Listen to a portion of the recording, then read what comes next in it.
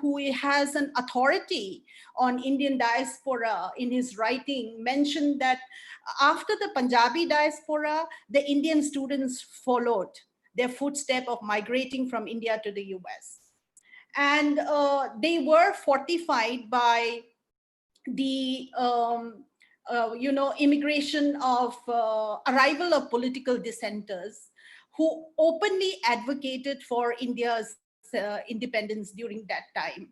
And they formed in 1931, to be more precise, Professor Lal mentioned that they formed this Ghar matlab Ghadr, Ghar Revolutionary Party, or the Ghadrite movement, acting under the pressure from the British. The US government launched an intensive and successful prosecution against this group of Ghadrites, Indians, for conspiring with the Germans illegally to kind of deprive the British monarchs of sovereignty over India. Now, the point I'm making here is that the political aspiration of Indian American diaspora, they started very, effectively with the passage of the Immigration Act of 1917. That affects the Indians who wish to migrate, because they impose this law, and as a result, many Indians were not able to migrate. And therefore, in the 1940s, it is recorded that there was hardly 1,400 odd of Indians in California.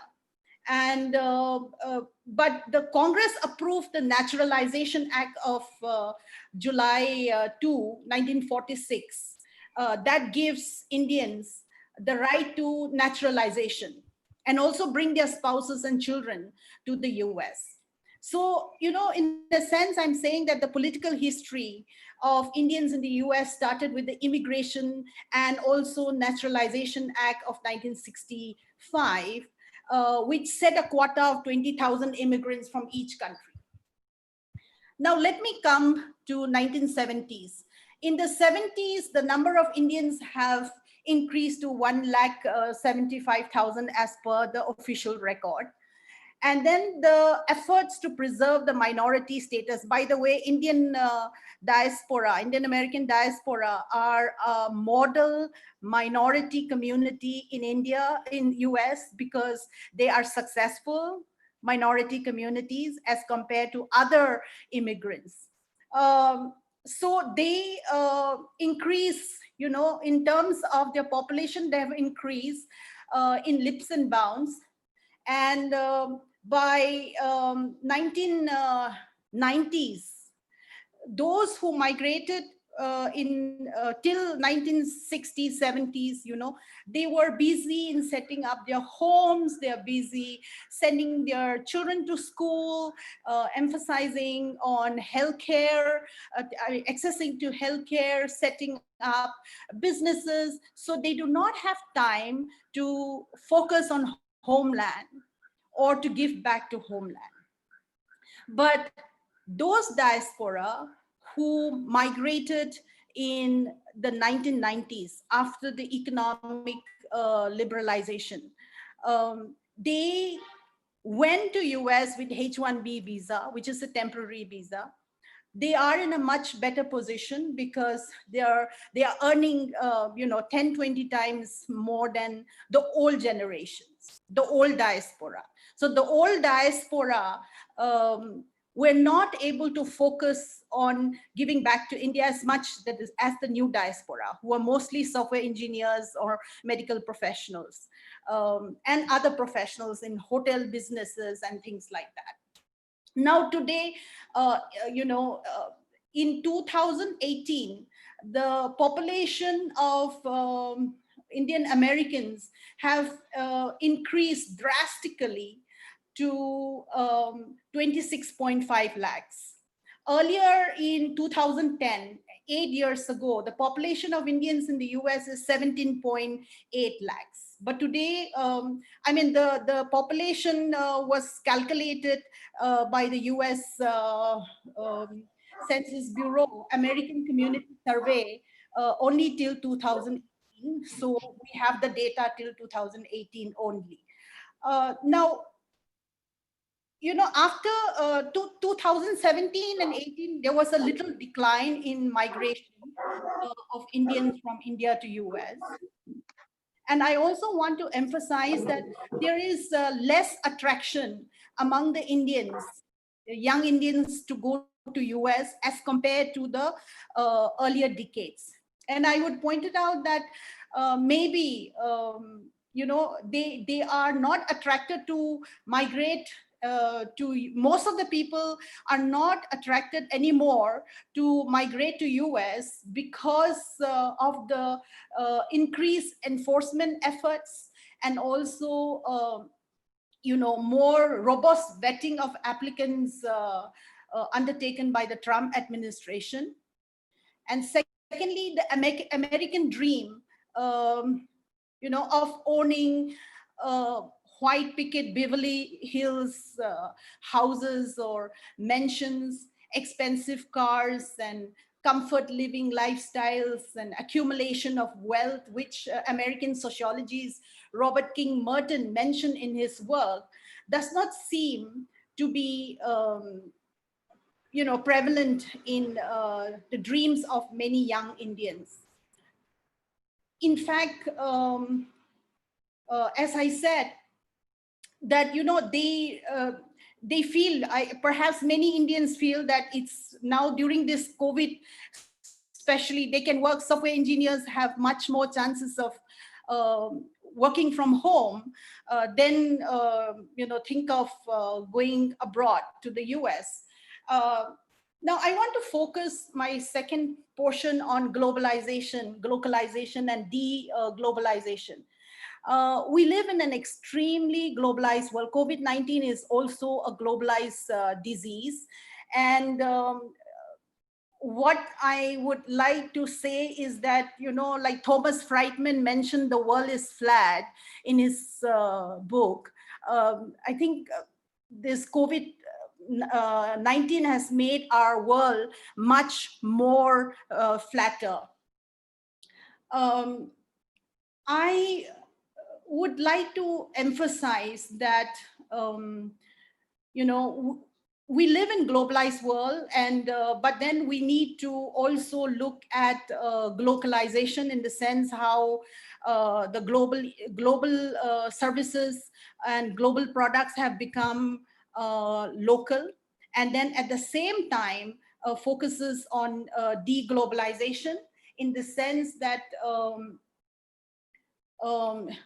we have to kind of think of promoting our indigenous products and not focus on the foreign products. Sudha, can I request you to put only my photo here, because I'm getting very disturbed by different pictures appearing. Okay, madam. Okay. Yeah, one after the other, different pictures come in, and I just get distracted often. So here,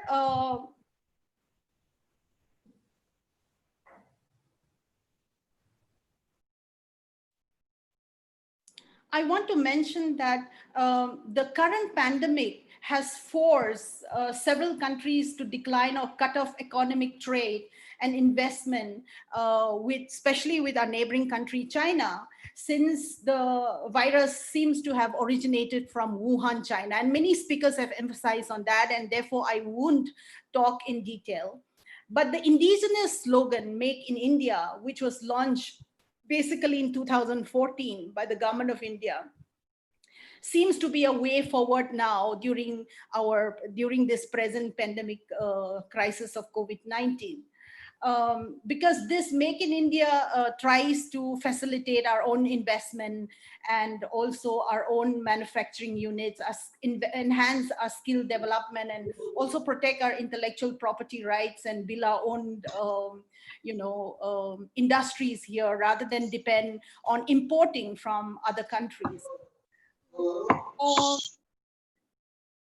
Now, to look before focusing specifically on the three issues of my main talk, I also want to give a theoretical framework, because when we look at giving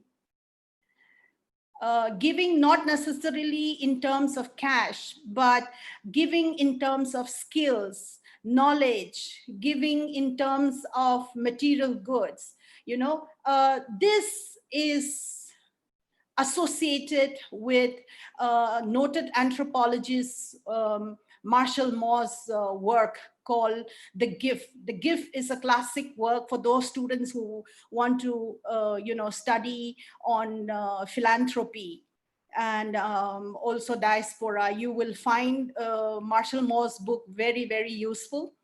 Marshall Moss mentioned and argued that the theory of the gift is actually a theory of human solidarity. He did his ethnographic fieldwork among the various tribal groups in Polynesian Island in the Pacific Ocean. And he argued that the gift that does nothing to enhance solidarity is a contradiction.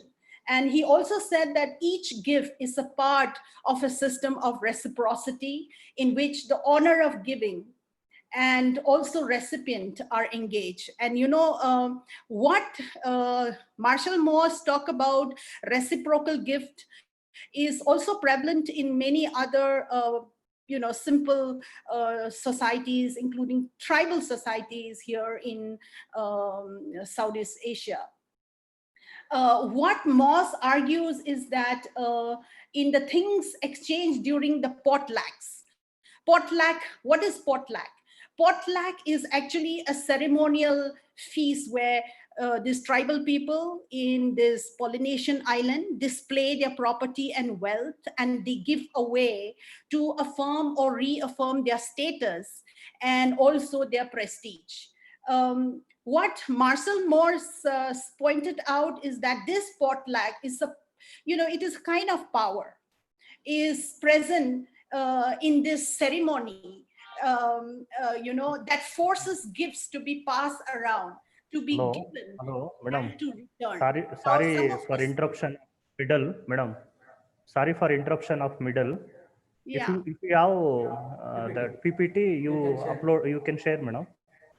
I'm frankly telling you, I am not techno savvy, so I'm struggling even to come here to Zoom. Okay, no. So, thank you for asking me. Okay. Sorry. But I don't have right now. Now, so coming back to Marshall Moore's theory of gift giving, he emphasized in the context of this tribal Polynesian society in the Pacific Ocean of not only taking but returning the gift. And that's when the critics, other anthropologists and sociologists pointed out that his theory is not acceptable in many contexts of giving. But I will come to that a little later. Hello, can you hear me? Hello? Yes, ma'am. Yes. Yes, madam. Yes. Please go ahead. Yeah, audible. Okay, great. So now it is a fact that the identity of a giver is invariably bound up with the object given that causes the gift to have a power. The gift to have a power which compels the recipient to reciprocate. Now his theory points out that gifts are inalienable and they must be returned. This is the problem which I pointed out earlier, that his critics could not accept that gifts should be given, but gifts should also be returned. The act of giving creates a gift debt that has to be repaid. So for Marshall Moss, the free gift is not returned in a contradiction because it cannot create a social bond. So, gift is given according to Marshall Moss to create a social bond and have the social commensality among these tribal communities. And basically, the nutshell of Marshall Moss theory is that gifts are never truly free in the context of that Polynesian society. Rather, human history is full of examples of gifts, bringing about reciprocal exchange. A gift economy or gift culture is a mode of exchange where the valuable are not traded or are not sold or commercialized, but rather given without an explicit agreement for immediate or future rewards. So this contrasts with the barter system of the tribal communities in many cultures, or a market economy of our organic solidarity, which Imal Durkheim talk about, where goods and services are primarily explicitly exchanged for value received. Now, coming to the critique of Marshall Moss theory in the context of giving back by diaspora to India. Suppose Indian diaspora gives to the beggar, all right? What the critics would say is that giving I and you who come from US wants to give to just tend to give to a beggar. There is no reciprocity, in the sense there is no way that you and I can expect the beggar to give us back. So his theory is critiqued by some of these anthropologies that is not relevant, but undoubtedly across the world, his theory has been widely used, especially in the departments of sociology and also anthropology. Now, another thing is that those who give to migrant workers, the donors doesn't know who the migrant workers are. The donors doesn't know from which caste or community the donors belong to, but still they give without expecting anything.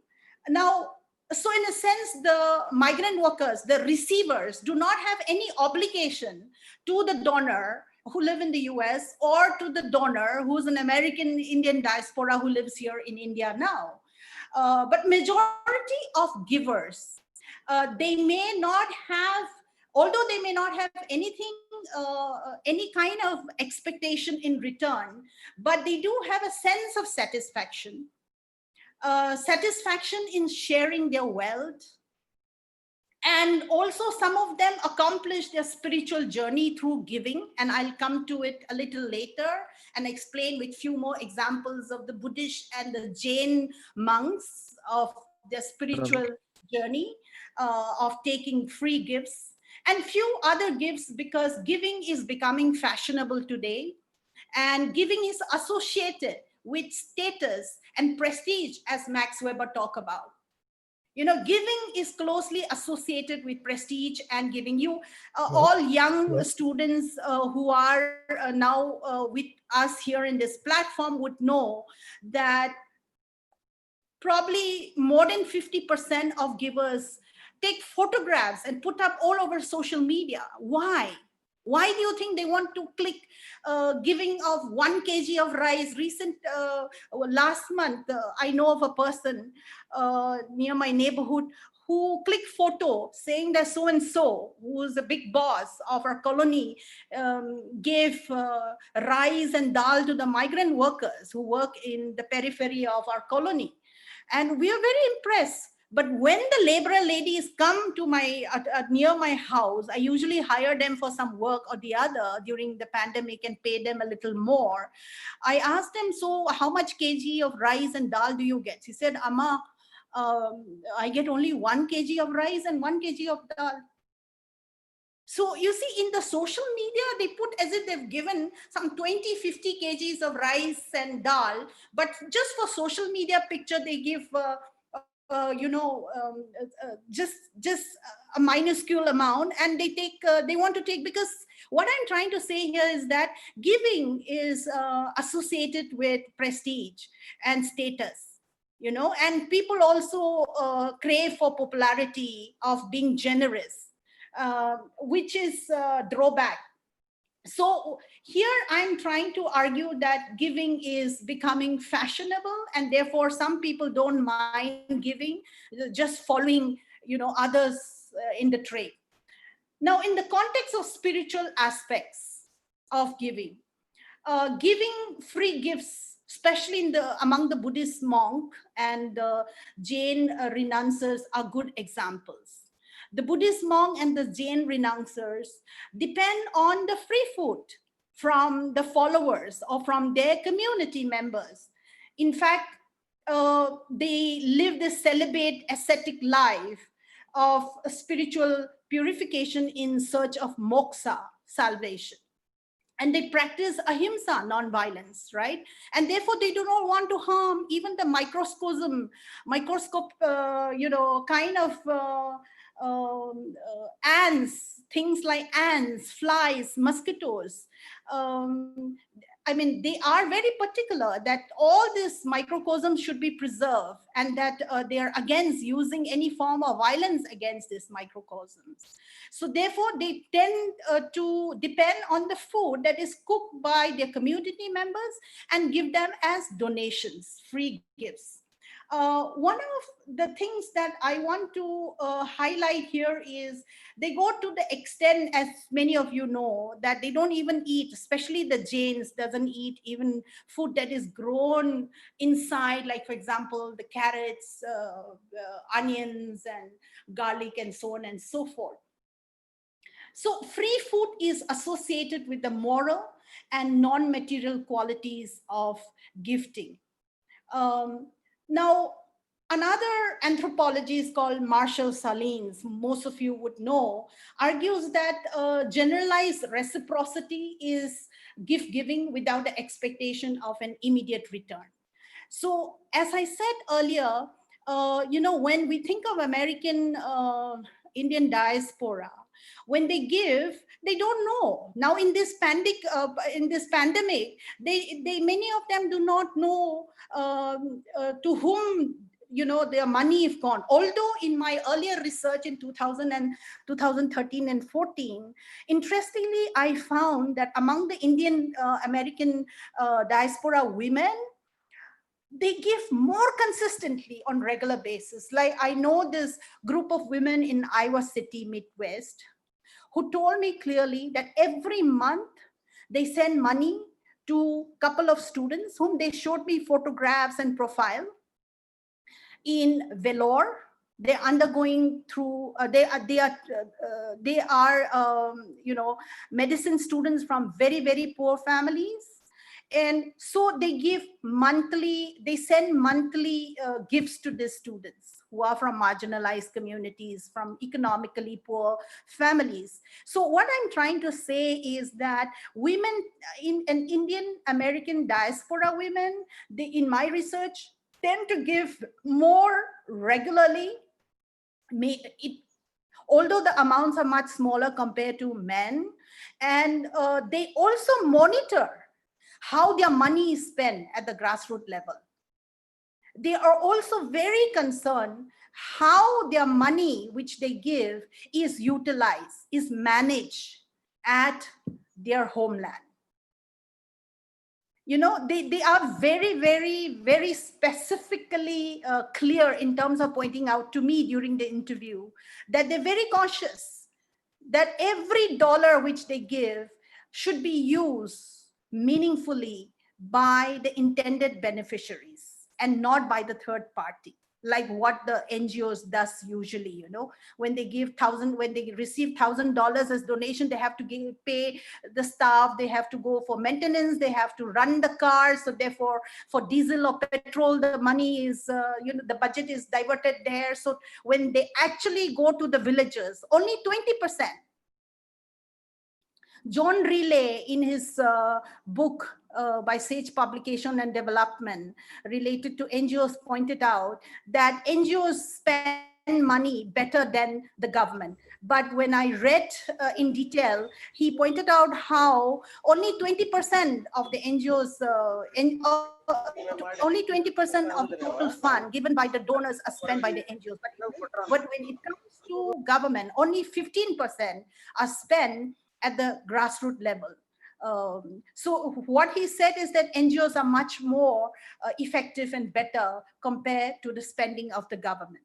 Now, coming back to the Indian American diaspora, as pointed out, women are more particular in giving for specific reasons. They also are very particular that they know how their beneficiary is doing on a regular basis, and they're very consistent in giving. Whereas when it comes to Indian American diaspora men, I found that men don't give regularly, and they don't ask too many questions on giving, and they would sign checks, or they would give in lump sum, like one-time payment or 2 or 3 time payment. So there's a huge pattern of giving between the men and women in my work. Now, I would look at the question, why? What is the purpose of giving? What is the meaning of giving?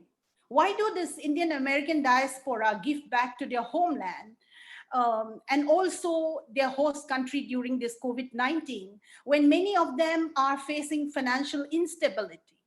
I heard, I have been conducting interview among the Manipur's American diaspora in the past 2 months for my current work, which will come out in a publication by Routledge soon. I interestingly came to know that some of the Indians are facing 10-20% cut in their salary, and also up to 30% cut in their salary. And I also, not officially but unofficially, came to know that around 40,000 Indians who have H-1B visa have lost their jobs. And in fact, last month, in the month of May, the Donald Trump government have given, some of you who are following on Indian diaspora would know better than me in this respect. Donald Trump administration has given 60 days period to find a new job. They have a layoff. So many of them are in turmoil.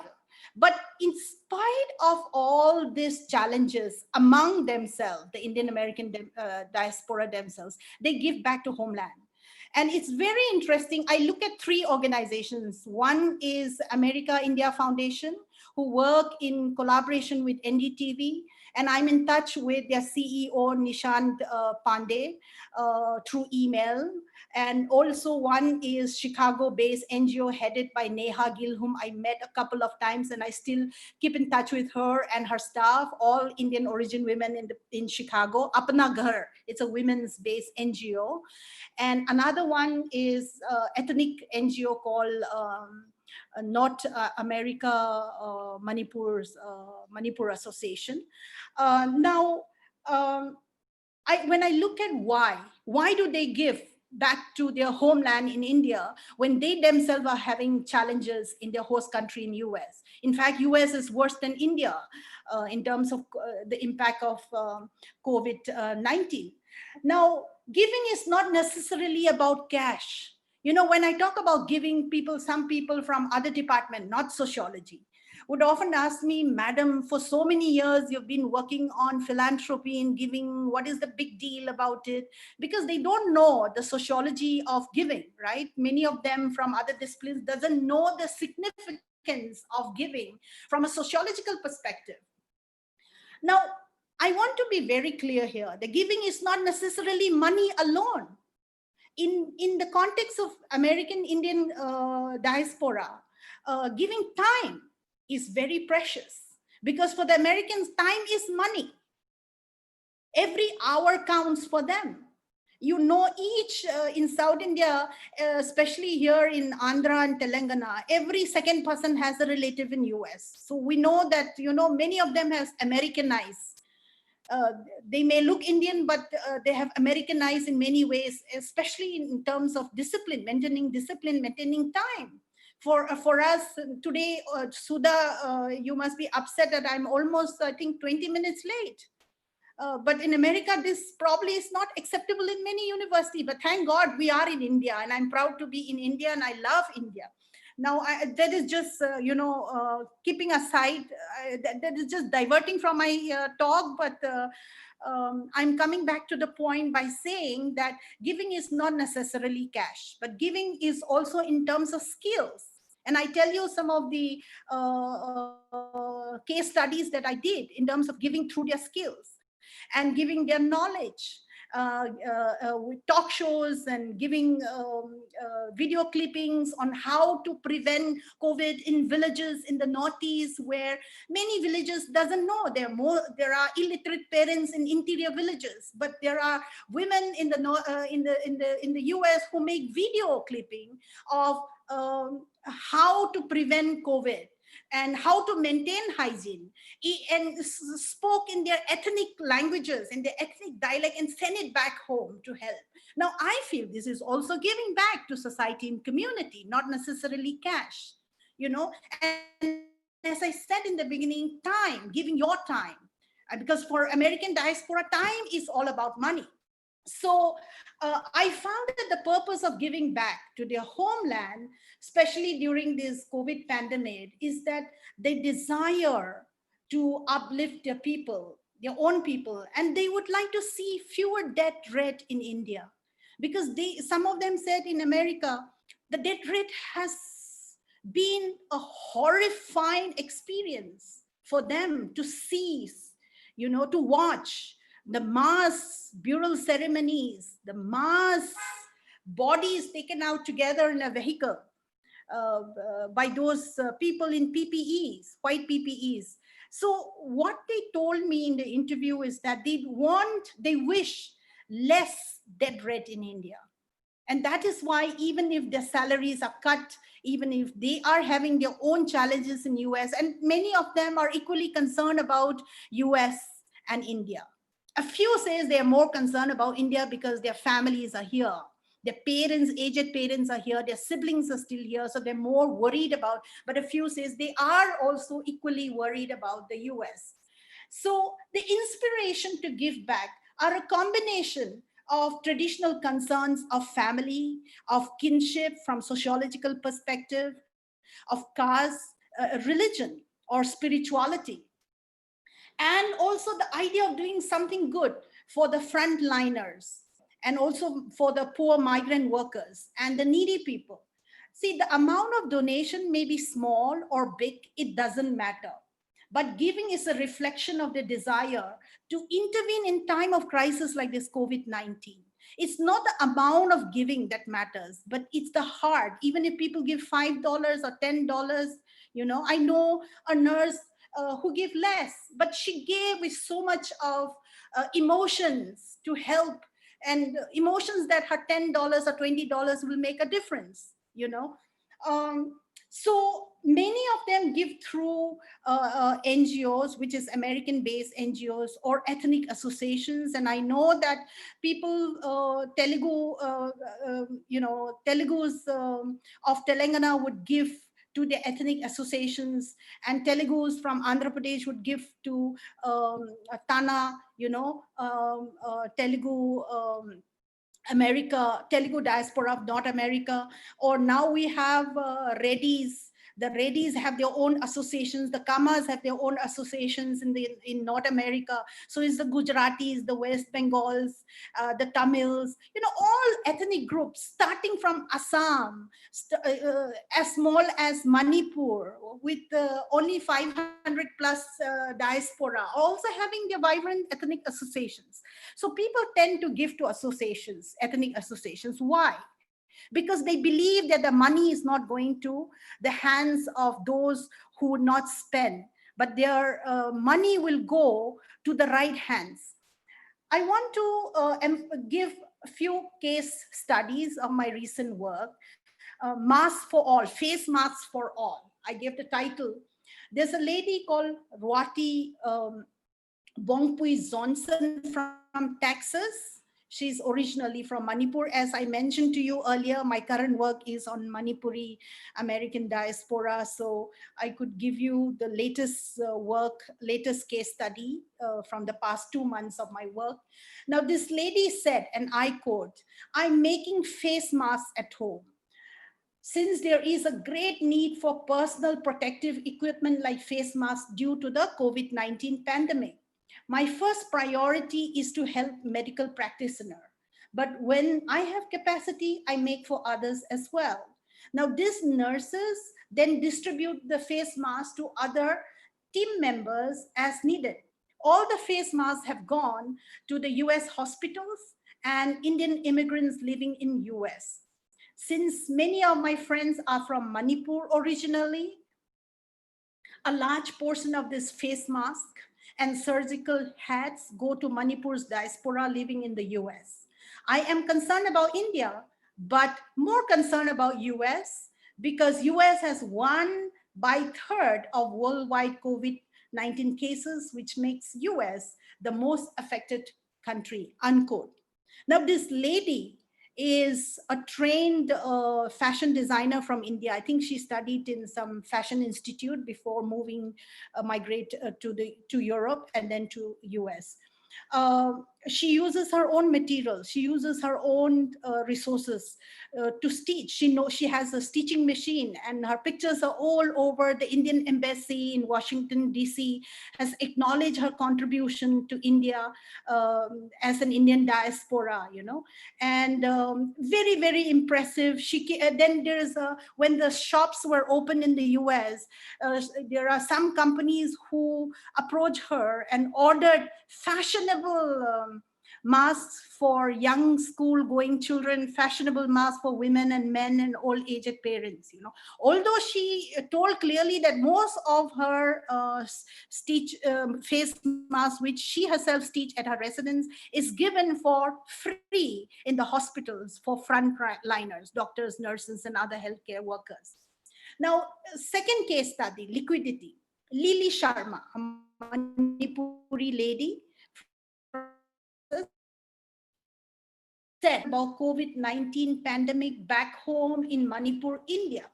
I feel deeply concerned my aged parents, siblings, and friends who live there. Also, that is the place I have grown up. However, I give funds to Homeland through North America Manipur Association, NAMA. I am the treasurer of NAMA, and in mid-June 2020, we donated 1,87,150 rupees to the Chief Minister's COVID-19 Relief Fund and also to 2 orphanages in Manipur, unquote. So you can see that she may not have given directly to any NGOs, but being the treasurer of this ethnic NGO, ethnic association, she and her team mobilizes almost 2 lakhs and send it back to the Chief Minister's fund. Now, Manipur has more than 1,000, with hardly 30 lakhs population. More than 1,000 people are COVID positive without any, proper healthcare facility in the district level or in the rural villages. Now, I don't want to talk about so much in detail. Now, let me come to my third case study, visual awareness campaign. There's a nurse called Shanti Thokchom in Tulsa, Oklahoma. She's known to me and my family for almost 6 to 7 years now. A very dynamic nurse. She said, and I quote, "I made some amateur short video clips in order to spread awareness about COVID-19 in Kuki tribal dialect and share it in Facebook. I always encourage the young people to work hard and look forward to a better life and a great future that needs hard work," unquote. So she may not give financially, but she's giving through, her skill as a nurse. She's a frontline worker in the US. And also she makes videos where she's worried that her community women who belong to Kuki tribe would not know how to take care of themselves. So she make a video of how to prevent themselves from getting infected by COVID-19. And at the same time, when she made the statement that she encouraged young people to work hard, I feel that, she is in alignment with America's famous sociologist Robert King Merton's theory. Because Robert King Merton says that Americans are socialized to believe in American dream. Now, what is American dream? American dream is to work hard and become successful and wealthy because they live in a meritocracy. The last case study is Monica Ingundam from Washington, D.C. She's a software engineer and originally from Manipur. And she said, I quote, "I give back to homeland by organizing personality development workshops and sections, a platform to think differently, offering different perspective through my talk show called findingthevoices.com, carry out fundraise by using my art oil paintings for palliative care and education of Kangui Hope Children Home of Kangpokpi in Manipur, and other projects like Gratitude Project of Manipur and Book Club in times of COVID-19. I also give back to the US through my skills in innovating in the healthcare industry with emerging products and by being a speaker to motivate through sharing about my career and entrepreneur, unquote. So this lady gives through her art, she paints a lot of beautiful paintings about Manipur, rare species like Siroi lily, which is the only flower in the whole world. She paints those beautiful pictures. She paints so many kinds of pictures, create art, and then sell it. And she sends back lakhs of funds back home. And not only that, she also trains young people from homeland in this personality development workshops and sections. She also have a talk show where she says she's emotionally bonded to the homeland people. In fact, I mentioned to her that she's more Indianized than me. I said that I told her you're completely emotionally in India, although physically you are in Washington D.C. area, and she just laughed at my statement. Now, coming to the second section of my talk, that is intervention of NGOs. How do the Indian diaspora-based NGOs intervene in India and also in their host country, US, during this pandemic?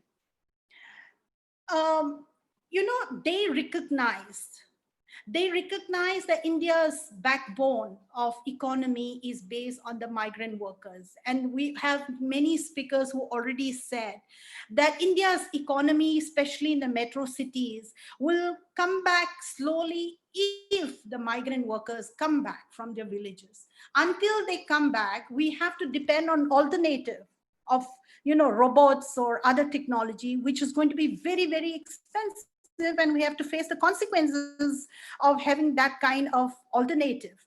Now, we also got to know from other speakers in the other webinars that 40 million migrant daily wage workers have lost their job during this COVID-19 lockdown. Now, I don't want to go into the detail, but I want to come to the point. America India Foundation raises in the past, I think 1.5 months, they raised 15.2 crores with NDTV. For what? This is a telethon fundraising. For what? For rebuilding the lives of India's migrant workers. How do they do it? Now, this NGO aims to serve, they try to serve the urgent needs of the migrant workers, in fact, last month, to be more precise, they have implemented this program in Orissa's Bolangir district, Kalahandi district, Naupada, and Barga districts.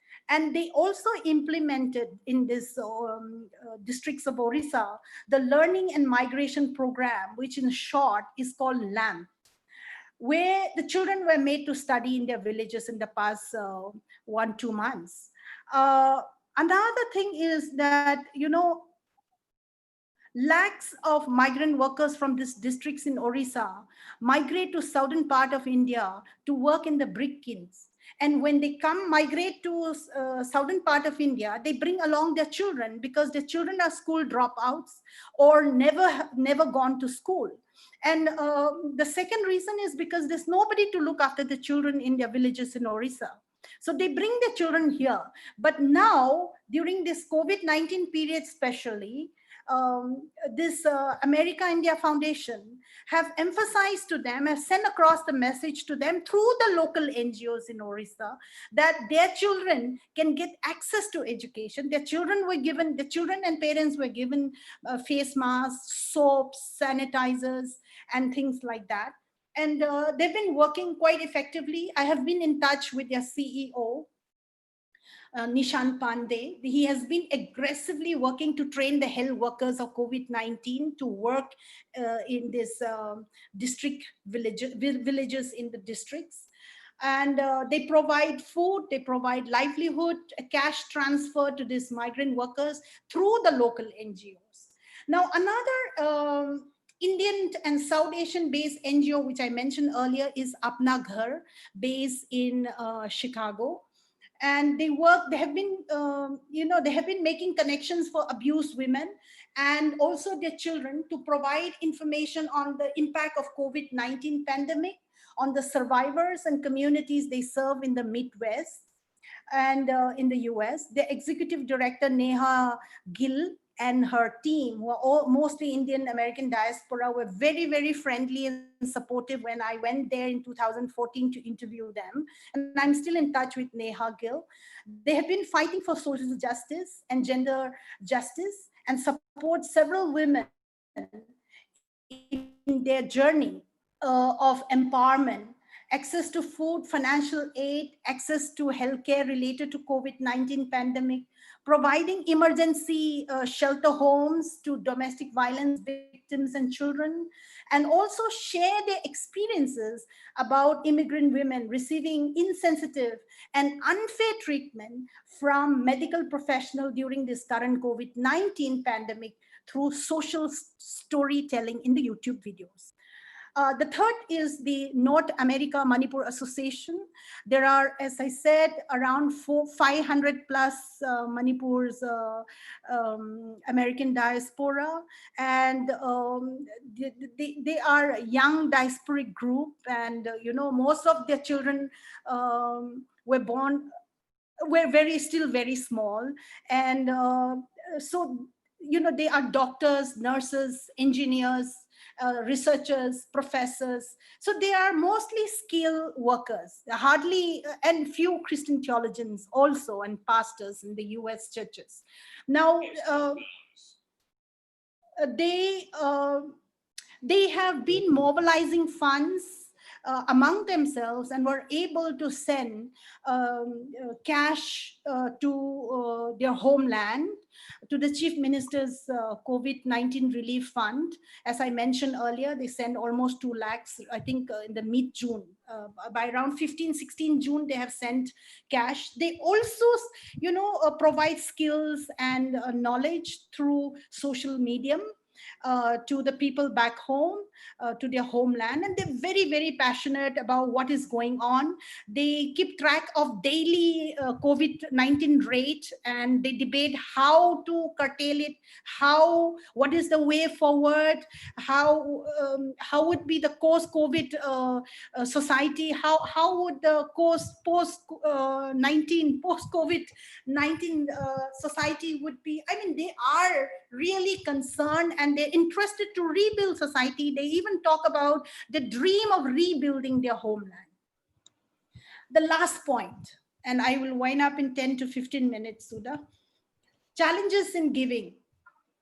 Now, what are the challenges of the Indian American diaspora in terms of managing the fund and in terms of generating the fund from US and also from their family members? Now, the major problem I see is the challenges of monitoring the fund.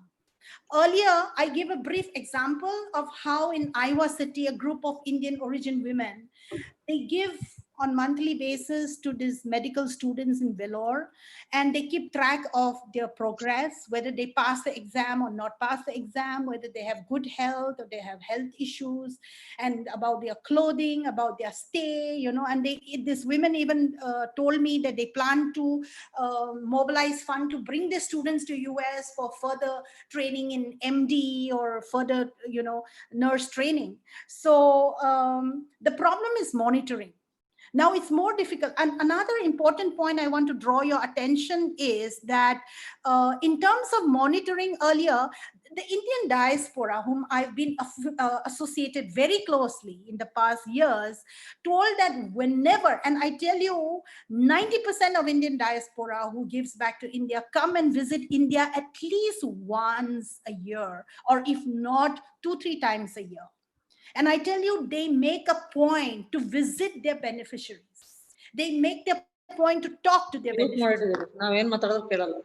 So they now during this during this COVID pandemic, it's extremely difficult for them to monitor at a close range. So the challenge is monitoring the fund. How do they monitor? Because they cannot travel with the international travel restrictions. And some of the villagers some of the people from villages whom they support, they cannot even track them down because many of them do not have access to internet. So where is the way out for them to keep track of those whom they support? And so these are few challenges, I also want to mention here another challenge, that almost 35 million Americans lost their jobs in March and April this year, 2020. As soon as, Donald Trump is here in India visiting, his people are losing jobs already. And those Indians who have lost their jobs may not be able to find new jobs. And there are around 40,000 Indians with H-1B visa. Although Trump recently, because of Modi government's intervention, have declared that he will not cancel H-1B visa for the Indian professionals. Thank God for that. But already the companies have pushed out around 40,000 Indians from jobs. And that is a major challenge that Indians are, facing, because around 3 lakhs Indians are working in the US with H-1B visa. Now, out of 3 lakhs, 40,000 unofficially, 40,000 are out of jobs. So you can imagine the plight. I know somebody, who just returned from Harvard University, a friend of mine, who shared that by that one day, special aircraft, one day mission India, Air India evacuation flight, and they were quarantined themselves in the hotel and came back to Hyderabad to their residence. And I have chat for a long period of time, and they say that they're very disturbed by the kind of Indians who, by these Indians who are jobless now. And so this is the challenge that I'm talking about. When out of 3 lakhs H-1B visa holders, 40,000 have lost their jobs. So that in itself is a challenge, because their friends who already have a job perhaps will have to chip in to help themselves, but they also give back to India because of their emotional ties and concerns in their in their homeland.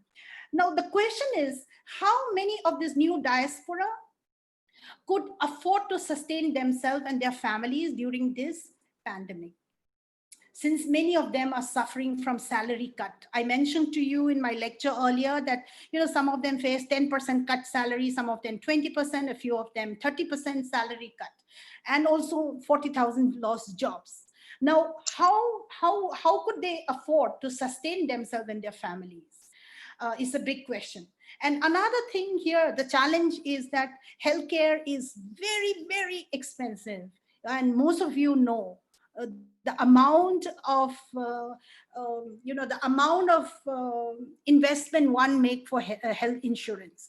One makes a minimum of $130 to $135 per year in health insurance, like Blue Cross, Blue Shield, but there are thousands of them who cannot afford to have health insurance.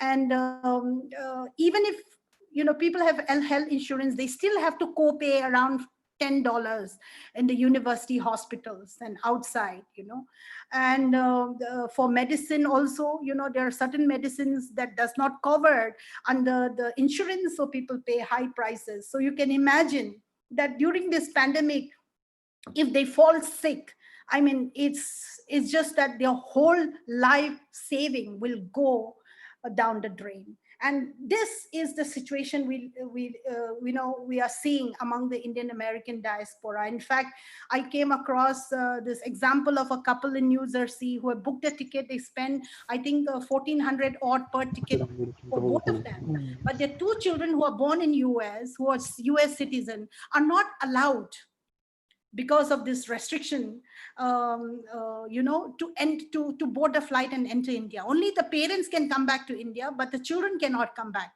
They have to stay back in US.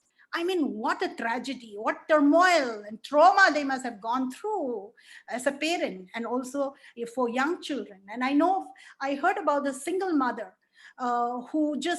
she's single, she gave birth, and she has 3-month-old baby.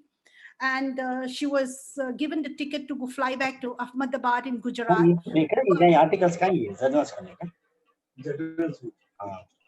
But her baby cannot accompany her. She has to leave her 3-month-old child back in the US. So this kind of, challenges are there. I mean, thanks to the government of India that we have this Vande Bharat mission, Air India, for evacuating. But, families are torn apart. And so these are some of the major challenges that I see among the Indian American diaspora. And I think I will end here and then expect questions if students want to ask me. Thank you, Sudha and the Department of Sociology, Bangalore University. Thank you, Professor Ajaylu. It was very inspiring session with interesting and motivational case studies. It in fact was a pleasure listening to you. Thank you so much. Yes. Now I request the participants, if you have any questions, please raise your hands.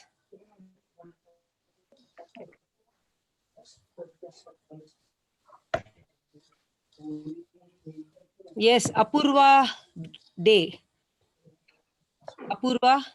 Good afternoon, ma'am. Yes, good afternoon. Ma'am, can you hear me? Yes, I can. Okay. Ma'am, as you were talking about the diaspora, and also you mentioned that many communities have been settling in the US for a long time now. So my question to you is, do you think the second and the third generation of the people who have settled in the US will have that same kind of attachment to India, and they'll be willing to give back to India the same way their parents or grandparents did? Yeah, good question, Apurva. I see a problem here because Apurva, the second generation, third generation, or fourth generation Indians do not have emotional ties with India, their homeland, as much as their parents or grandparents are. All right. And their parents or grandparents who migrated in the 40s, 50s, I mean, they are not considered as a successful, wealthy Indian diaspora.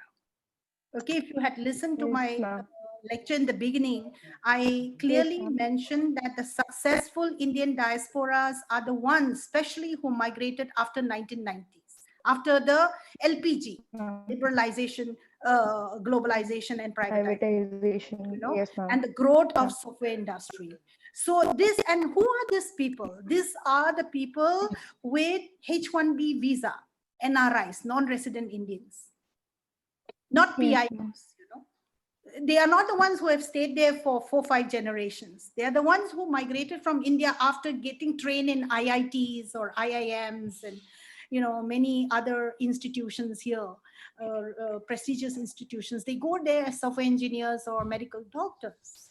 So they earn 10, 20 times higher than those Indian Americans, the old generation. That's why I use the term old generation and the new generations.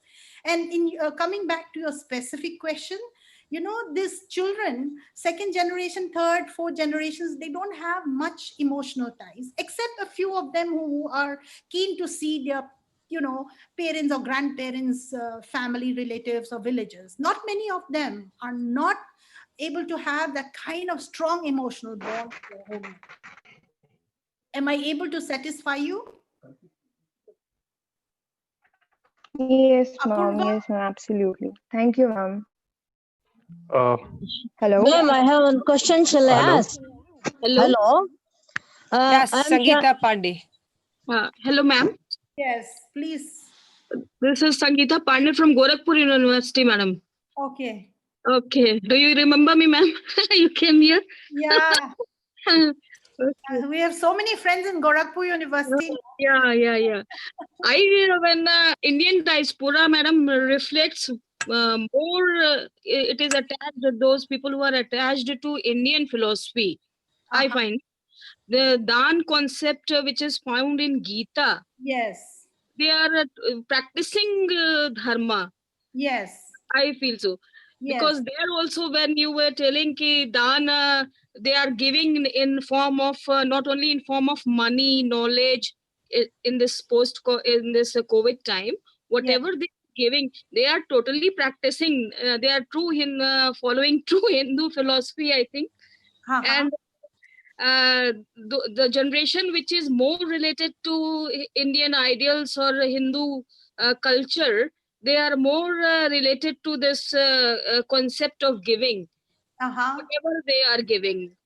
See, yeah, Because so in Gita it says the dan should be is divided into sattvic, tamasic, and rajasic. 3 types of dan there is mentioned. And sattvic is considered very good and shreyaskar. The see, word is shreyas. let me explain that yes, giving is closely and traditionally in India Yeah, in associated India. with dhan. Uh-huh. At the same time, if you look at Islam, Islam Yeah, also focuses on giving, especially during yeah. Ramadan. And Uh, they're very particular that they give food and clothing to the needy during this period of time. And if you look at the history of Christianity in India,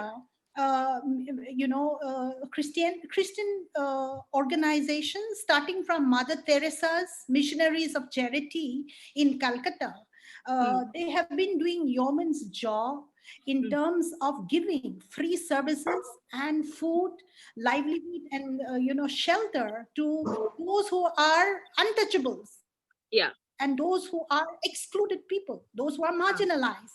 So I agree with you that dhan, which is a very essential part and which is also in the Hindu scripture, And is there an is Indian traditional, characteristic. But if you look at Islam and if you look at Buddhism, I mentioned about Hindu view Islam of and life. Jainism, each of this religion in India has this good, good Roots, aspects deep of roots of. giving back to the people Uh, who are poor and needy. yeah, ma'am. Could I ask a question? This is a bat, Yes. Chandrasekhar I Bhatt. have one Oh, question, sir. ma'am. Hello. Hello. Yes, but Ma'am, sir, please. hello, ma'am. Yes. I came across in Punjab that the Yes. government of Punjab has been providing a lot of incentives for philanthropic projects. Yes. Now, do you Yes. find in Manipur, and of course, you mentioned about Andhra Pradesh, Telangana, etc. Yes. The government has been pro to the diaspora to contribute to philanthropic projects? Yeah. You mean in Manipur, sir? Yeah. Yes, sir. Thank you for your question. Yeah. And you boost my morale by your presence. My pleasure indeed to hear you. Thank you. My pleasure. Sir, I must say that Manipur diaspora is just a small, tiny group compared to the vast Indian diaspora in the US. I found only 500 plus Manipur diaspora live in the US now, and they've just started to give back because I guess it's like the old diaspora. They're also struggling to set up their homes, buy houses, buy cars, send their children to school. I think the old diaspora experiences of struggling perhaps is also faced by the Manipur diaspora currently, not as rigorously as the old diaspora did, but at a similar level, sir. So they are giving back, but not as the way, you know, a lot of these billionaire Indians give back to India. The Gujarati billionaires, the Andhra Telugu billionaires, the way they give is far, far beyond what the Manipur's diaspora. But the government is recognizing it. Whether The chief minister, yes, the chief minister is recognizing it. And another thing, they have their own TV channel allotted to the program called the Manipuri Diaspora Speaks. Mm-hmm. So, you know, regularly they broadcast and they interview through virtual conferences and virtual talks. Mm-hmm. And it comes in television for the public to watch them. They talk about how they got the scholarship to go to US and what are the struggles they face, whether they wrote TOEFL and GRE. And some of them got jobs as doctors and engineers and nurses. So they talk about their experiences of where they did the nurse training or doctor training and how they landed up there. So talk shows, Diaspora Speaks are there. YouTube channels are there. I know of a lady called Kebola. I mean, she's a sensational YouTuber from Manipur. She's basically a housewife. Her husband is a professor. They live in Minnesota. No, sorry, Cincinnati. And she has, I think, I don't know, lakhs of followers. And she started earning money now because of her YouTube channel. And she talked about how to work hard, like Robert King Merton's theory of working hard and getting success and getting wealth in America. I think she echoes Robert King Merton's theory into her YouTube channel by saying, I love you, people of Manipur, Kanglei Pak. Kanglei Pak is the alternative name, the indigenous name of Manipur. I love you, people of Manipur, but you better work hard, you know, without working hard. And now in COVID-19, the past 2 months, I've been watching her. I send messages through WhatsApp to her. I have her personal numbers. So is her husband's personal number. So she says, people of Manipur, take care, take care. I'm scared of you guys. You know, you please take precaution from COVID-19. And we are worried. We're watching you guys. You know, we love to visit you soon. She goes once a year, at least, you know. And she also dress up in Manipuri dress and shows picture. Immediately, within a few minutes, 1,000 plus will click like when she posts in Facebook or YouTube, you know. And she cook Manipuri dishes. Oh my God. And she grows her own traditional food, vegetables in her garden, and she showcases that, and people go crazy. I mean, just a simple housewife to a great YouTuber and earning her own money. And she's become almost like a celebrity, you know. So the state recognized that, the state government recognizes that. But I guess the state government also recognizes that Manipur's diaspora are still kind of struggling to build their lives. Although few of them are giving back. So I could connect them and, you know, compare them to the old Indian diaspora. Am I able to clarify, sir? Yeah, absolutely right. Because, you know, in Punjab, I found if the diaspora gave one part of the funds for a philanthropic project, the state government will chip in 75%. Oh, you know, okay. that extent it has gone to. So there's a lot of incentive for these kind of programs, philanthropic investments in the state. Okay.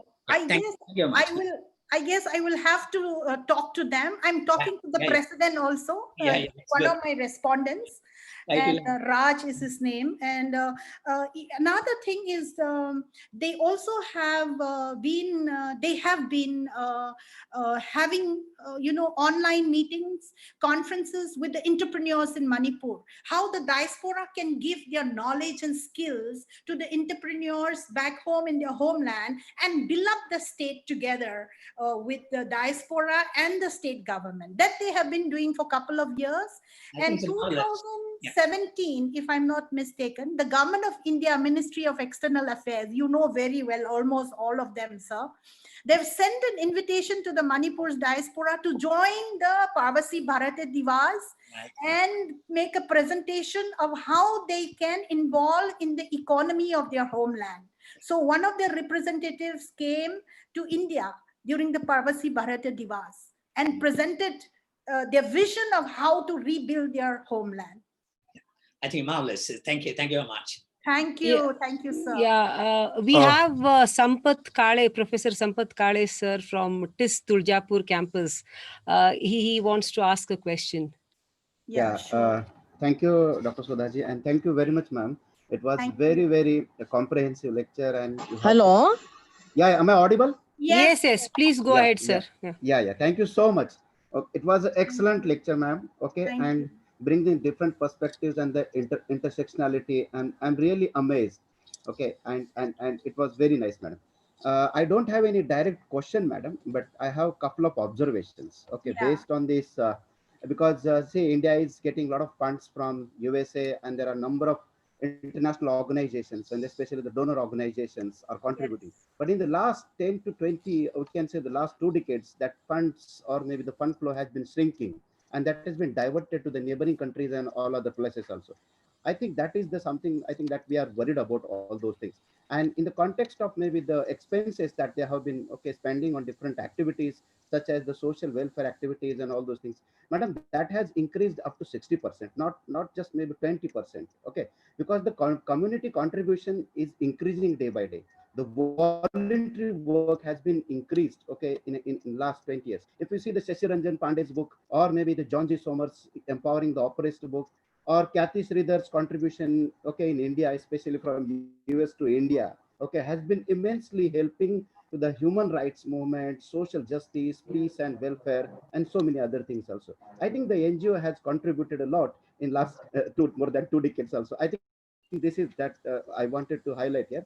Last but not least, madam, I think our ministry should take some positive kind of maybe the actions through the Ministry of Home Affairs and FCRA, and there are other kind of maybe the issues. I think they should kind of maybe water down a little bit and receive a lot of funds for our academic activities, health related activities, educational programs, and other social programs also. That's it, madam. Thank you very much. This is what I wanted to convey. Thank you for your comments. Sudha, should I answer some of these questions? Yes, please. Yeah. So, Dr. Sampath, with regard to FCRA, there's a lot of controversy about the FCRA because there is allegation that they've been misusing the foreign funds for purposes which is not meant for. You know, the funds are originally meant for the poor and the needy in specific projects, but they have diverted, some of the NGOs have diverted. So you know that the government has been very strict in pinning down those NGOs. I know, I cannot tell you in public in this platform, but I know of a contemporary friend who has her NGO, that NGO is banned by the government of India, I think almost a year ago now. And she has FCRA, but she cannot operate now anymore, you know, and there are many NGOs with FCRA who are doing jobs which are not meant to do, and therefore the government has been tightening them up, because FCRA has become a very critical issue now. Just because an NGO have FCRA, they keep asking foreign fund, and then they tend to use that fund for other purposes, you know. So there's a problem in FCRA which we need to look at in detail, and when it comes to the NGOs, and also not you know, able to find funds from the donors, as I mentioned in my lecture, you know, people find it now more difficult to give, but because this is a pandemic and because they have an emotional bond with their homeland, you know, they tend to give in small amounts. Many of them, a few may be giving lots, but many majority of them tend to give small amount. But when they pull together, little drops of water makes an ocean. So they do tend to give because there's a satisfaction in their heart when they feel that they've given back something. Even I do that. I'm sure you do that, you know. We give to Prime Minister's fund, you know, even if there are a lot of critics about how the fund is managed and all this transparency issues and things like that. But many of us feel satisfied that we've given, we've done our duty, our dharma. you know, and also give to our communities. I do that. I'm sure many of us do that for helping those migrant workers go back, right? And also give to NGOs whom we trust. And yes, there is a cut, just as there's a job cut, there is a cut in the NGO staff, there is a cut in the NGO funding. They're not able to receive fund as much as they do earlier, and there's a lot of fear psychosis among the NGOs today. And another important thing I wanted to point it out, Dr. Sampath, is that the NGOs are now preparing themselves how to do things, because there is a physical distancing or social distancing even when they implement the project at the grassroots level. So they face not only funding, challenges of funding, but they also face challenges of implementing the projects at the grassroots level. You know, and how do they teach? Earlier they may teach the children sitting in one room. Now the room has to be pretty big to accommodate 40, 50 children. It has to be an open space, or build an alternative community hall as a makeshift school and maintain social distancing, right? So there are a lot of challenges and they're preparing. Now, most importantly, I want to mention that now the corporate social responsibility, the government has, the corporate social responsibility has been a big success in India. And now the government just a couple of weeks back have declared that this corporate social responsibility should be from the corporate houses, multinational companies, you know, 2% of their profits should go to COVID-19 to prevent COVID-19. So yeah, there are struggles, you know, there are challenges that is ahead of us in the context of working with NGOs. The NGOs also have this fear psychosis, just as everybody has fear psychosis during this time of the pandemic. But they are also gearing up to use innovative and creative strategies of working continuously. I mean, just because of the pandemic, they shouldn't stop, right?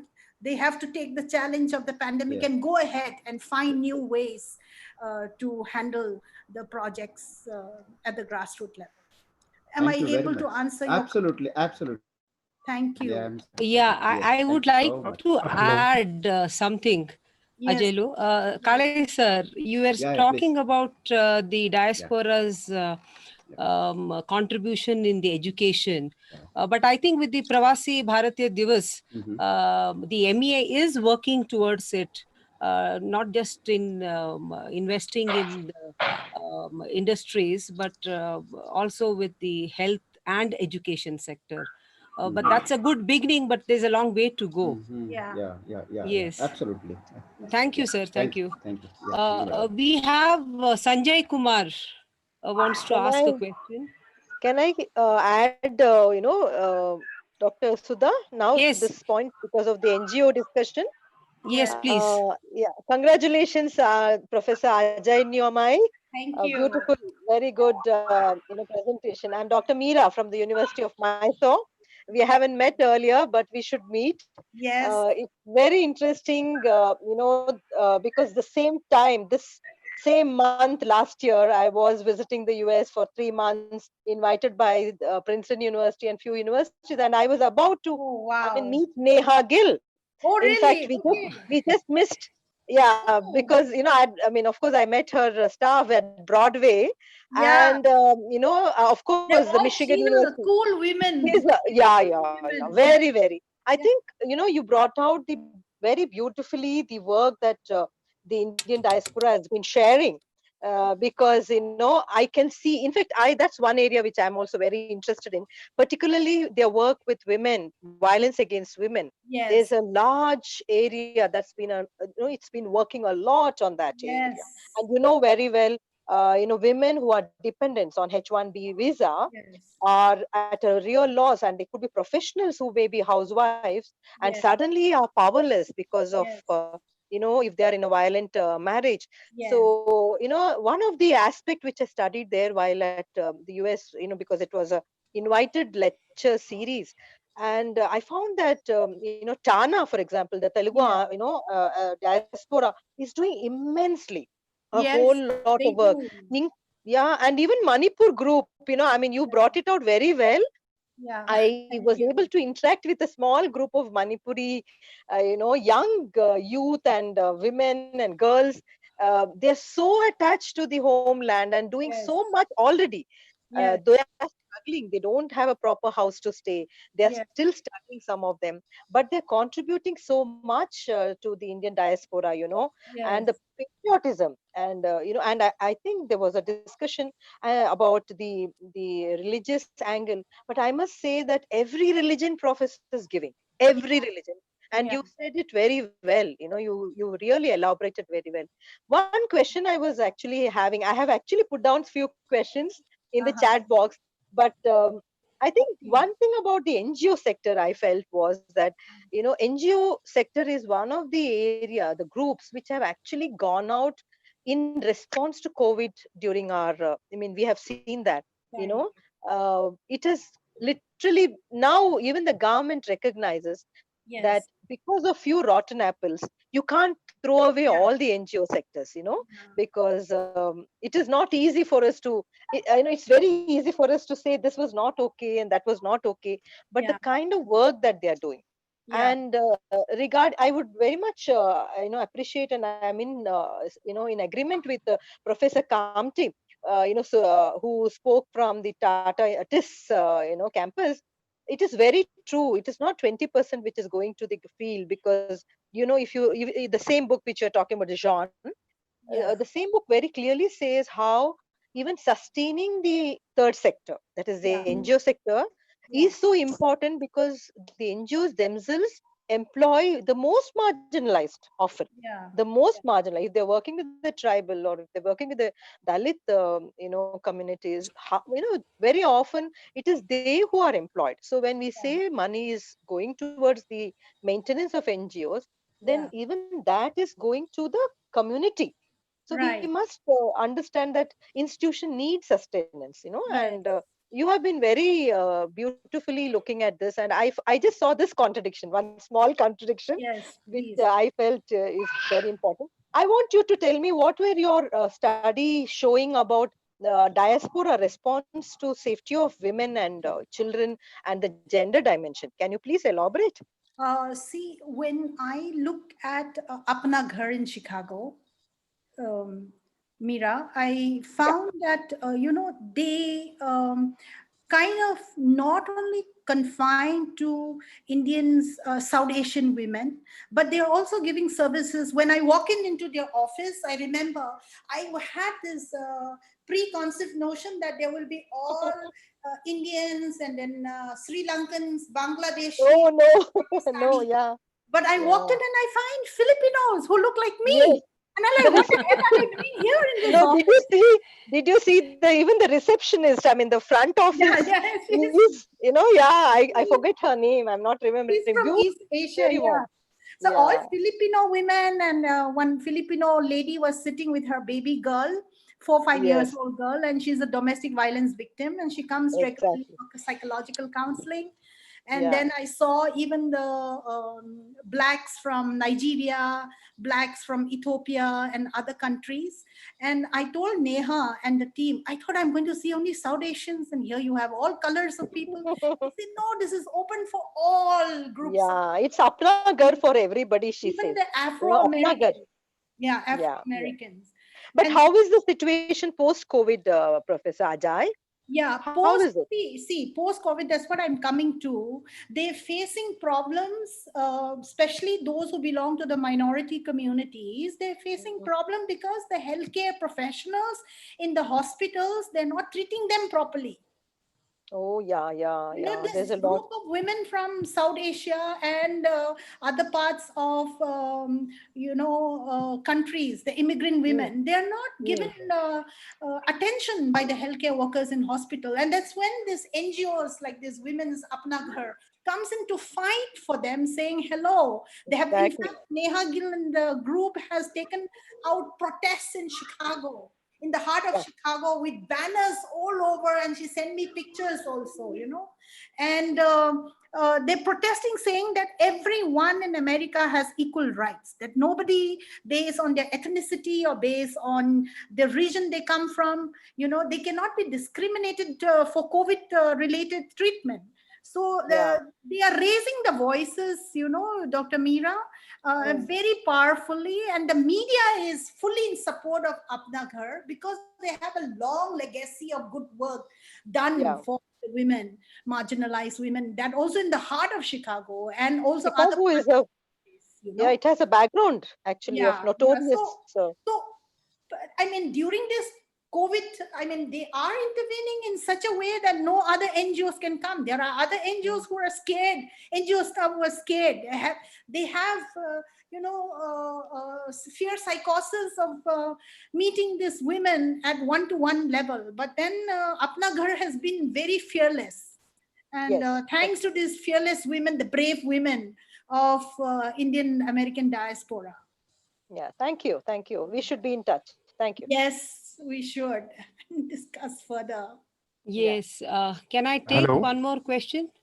Ma'am, this is Randhir Gautam. Yeah. Yes. My question.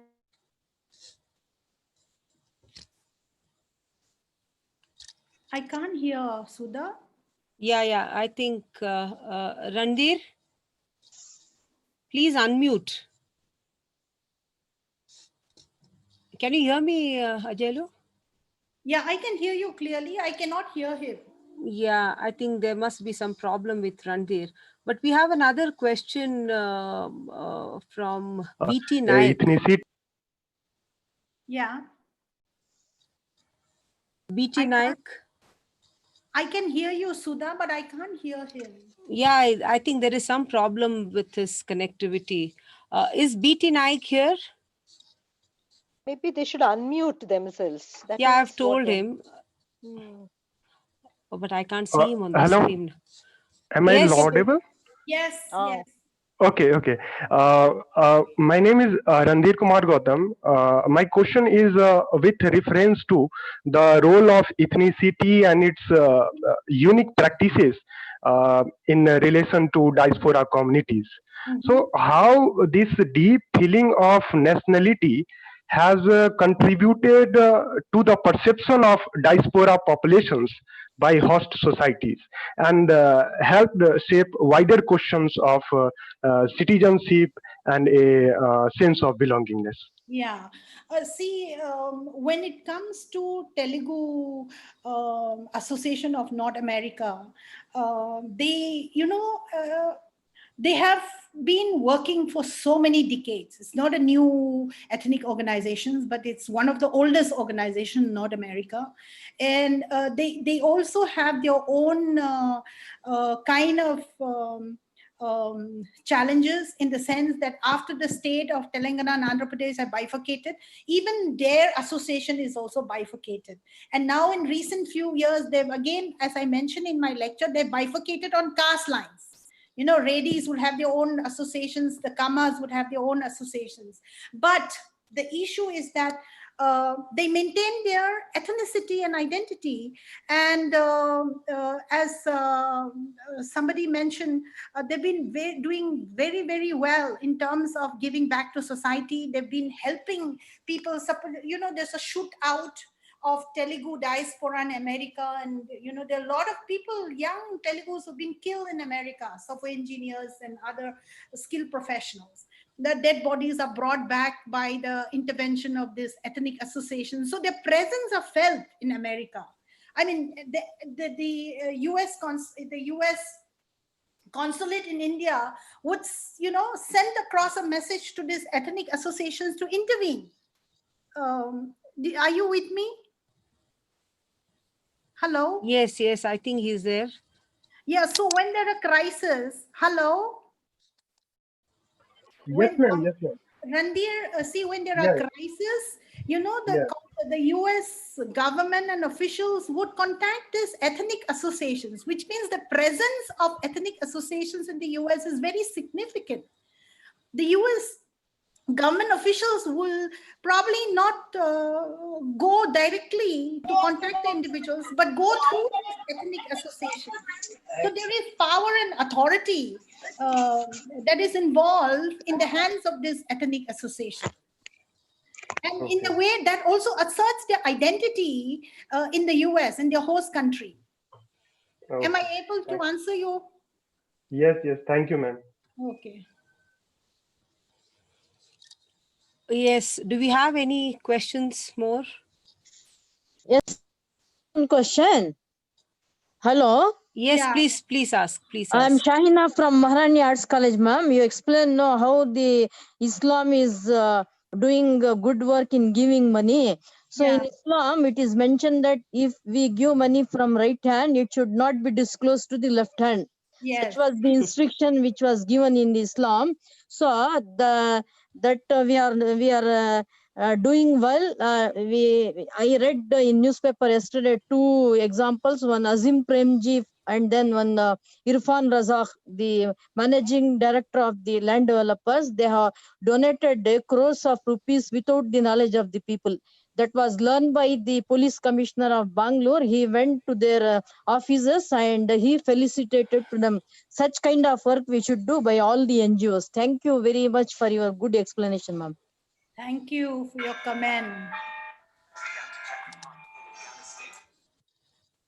Yeah. Any more? Sudha, can I take this time, 2 minutes to mention this, to just respond to Dr. Mira's questions? I'm not techno-savvy, so I'm learning this technique of chat boxes. Okay. Dr. Mira has mentioned, do you see NGOs as important civil society organizations and essential part of society? Dr. Mira, absolutely. I don't have any bankers. I don't have bankers. Gramsci talk about this, civil society as a mediator between the state and the society and the communities, right? And this taking Gramsci's idea, and also Babiskar has written an article in Sociological Bulletin in which he clearly mentioned, he looked at this group in Hyderabad, the self-help group, the cooperatives in Hyderabad, Professor Babiskar, and he clearly mentioned that NGOs are a part of civil society. And so is Professor T.K. Uman in his work. T.K. Uman has work, I read his work for the first time when I was an MA student on NGOs and civil society. So is Professor Professor Rajni Kothari. They clearly agree. They clearly mention in their writings also that NGOs are important parts of civil society organizations. And definitely a part of the society as a whole, because the state cannot see. If you look at the seventh five-year plan, when Rajiv Gandhi was the prime minister, although his mother Indira Gandhi was very skeptical of the NGOs, she was ruthless and formed the Kudal Commission to pin down all the NGOs in the country, because she felt that the emergency was because this Narayan and the other NGOs have formed gangs and tried to dethrone her from her throne. So she formed this Kudal Commission and then imposed the FCRA rule and wants to do away with NGOs. But when Rajiv Gandhi took over, they formed the seventh five-year plan. He is very, very clear. Even in John Reilly's book, Stakeholders in Development, John Reilly has mentioned this about Rajiv Gandhi and the 7th five-year plan, that, NGOs are a part of the government. They have to join hand in hands together with the government to implement the projects. So in that sense, they are essential parts of the larger society in which we live. And number 2, you wrote, I trust you see a role of NGOs in sustaining development as grassroots that are important for sustained democracy and dignified livelihood for marginalized groups. Yes, absolutely. I perceive the NGOs, but I also don't want to paint a rosy picture of NGOs and romanticize the work of NGOs. Sorry. I'm also conscious that there are blacklisted NGOs. There are all fraud NGOs. And I don't want to name the states in India because people who belong to that particular state may get hurt. But the official records show how many states in India have thousands and hundreds of NGOs that are fraud and already blacklisted by CAPAD and the central government as well as the state government. So I'm not able to accept that all NGOs are rosy, all NGOs are good. There are no doubt, Dr. Ajay, no doubt about that, because there have been NGOs where their audit report was delayed by a few months and they have been blacklisted. There are it's a double-edged sword. I think yeah. we have discussed about that. There Yeah, has and been a also, discussion. very politically motivated NGOs now with political ideology, left, right, all ideologies. So, and the third And is, they should exist. They should exist. It's a democracy. So it we should live be in a there. vibrant, we should continue to promote a vibrant democratic atmosphere by encouraging all Very true. kinds of civil society. Yeah, Now, yeah. the third These were the questions I had put in before we had a discussion. So okay. wonderful. I'm happy. You can also email. I've put in my email, which should Okay. be wonderful. Thank you. If there are any others, we could take them. Thank you. Yes, we have Dr. R.V. Chandrasekhar who wants to ask a question. Okay. Dr. R.V. Chandrasekhar?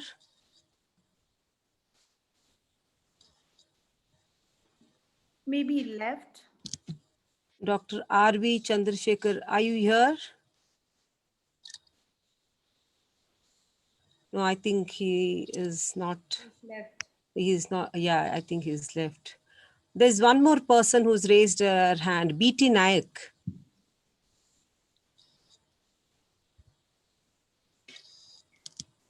BT Naik, I see that he's unmute. No, But he's mute. I don't see them on the screen, but the hand is raised. Okay, there was one question in the chat box. Ajay, can I ask this? Yes, yes. Yeah, it's talking about the caste-based discrimination among the Indians in the US. And I think it exists there because the recent study also from the Cambridge spoke about this. Yes, 30% of them have spoken about caste discrimination that exists in the United States. Do you want to throw light on this? See, I have been trying to dig on that caste discrimination around 2013-14, but my respondents do not want to talk about it, saying that no, there is no caste discrimination. But after Rohit Vemula's case, I think there are more people. For example, Manisha, she's a journalist in the US. She's been hiding herself as a Brahmin lady because she looks fair, and we are conscious of our skin color, the Varna system. So from a sociological point of view, she's been hiding her identity. Her parents told her, you tell everybody I'm a upper caste Brahmin. So she does that. She tells everybody in the US also she is an upper caste Brahmin from India. And everybody believed. But after the Rohit Vemula's case came out, that she wrote her story and it became a blockbuster book. Selling that how she faced discrimination and all that. And another thing is Suraj Yangde from Harvard University. He has written this book, Caste Matters. Of course, he talked about his journey of being discriminated in India, in Maharashtra, and how he lived in the slum and how, he encountered so many forms of discrimination.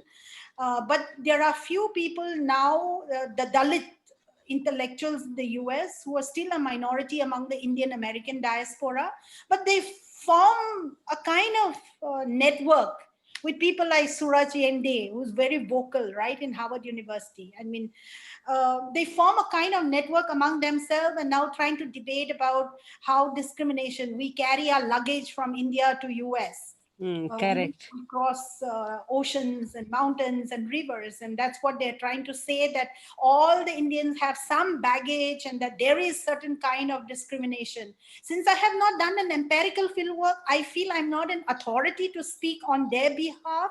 But yes, we've been hearing a lot of these discussions that networks have been formed and that they have been talking, they have been having webinars. Suraj Yendi have been regularly conducting webinars related to caste discrimination from the heart of Harvard University.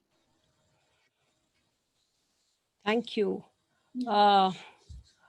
Okay, I think we have exceeded our time. If there are any questions, please, you can ask.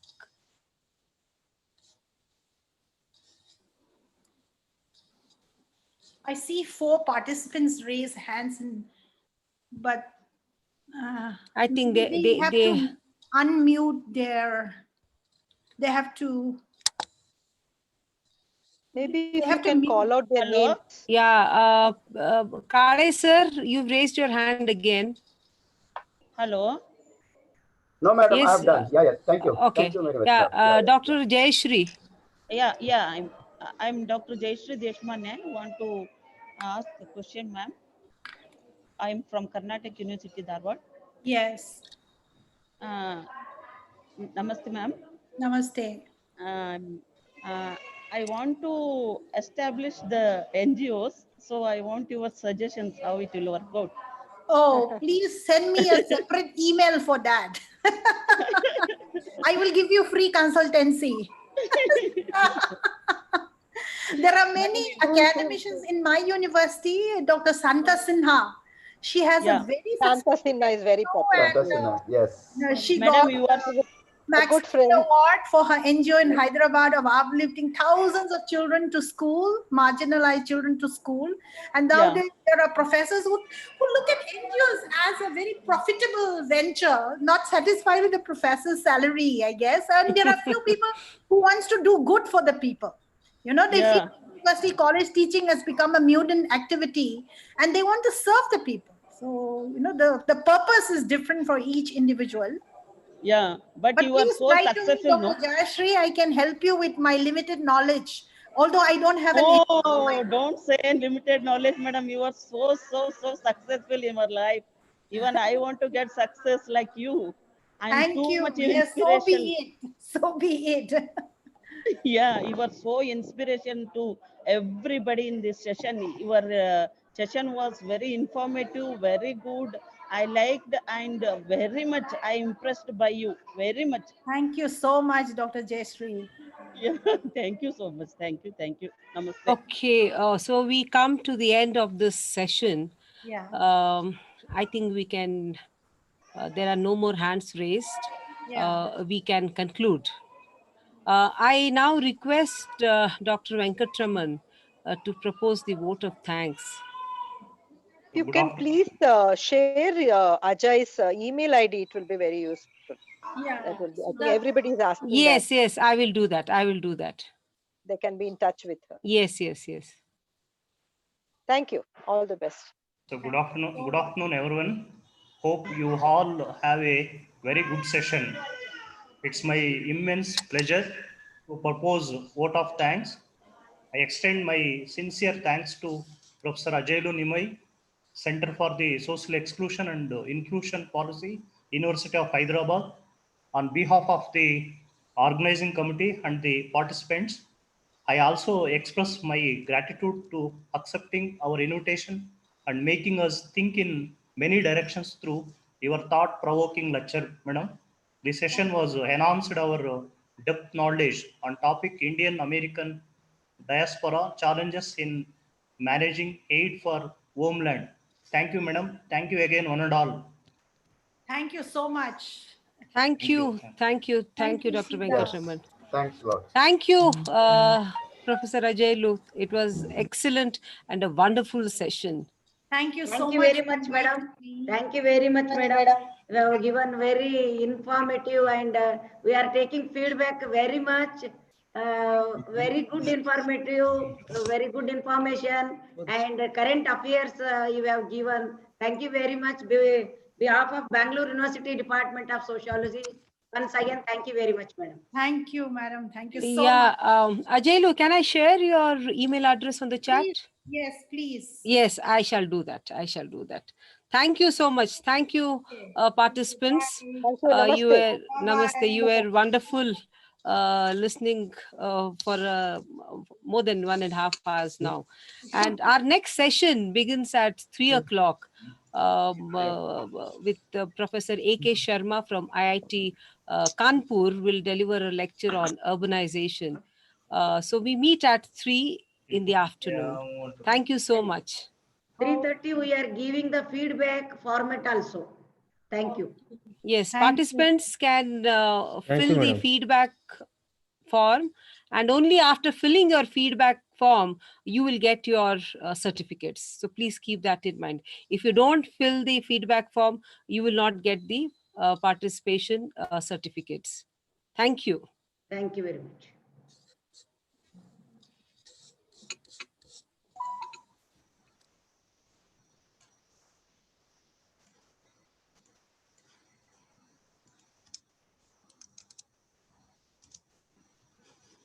Just now.